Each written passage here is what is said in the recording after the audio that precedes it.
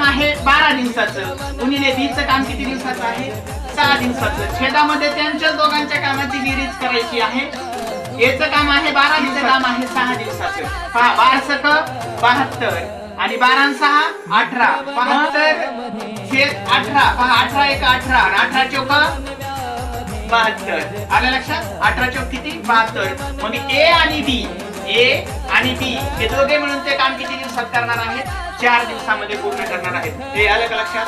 सगळ्यांच्या लक्षात आलं का? हा तर पहा मग काय करायचं, आपण आपल्या मित्राला सुद्धा सांगत जायचं. कोणाला जर नाही समजलं तर सगळ्या मित्रांना तुम्ही सांगा. ज्याला समजत नाही ज्याला नाही समजणार त्याच्यासाठी आपण परत एकदा सांगू शकतो.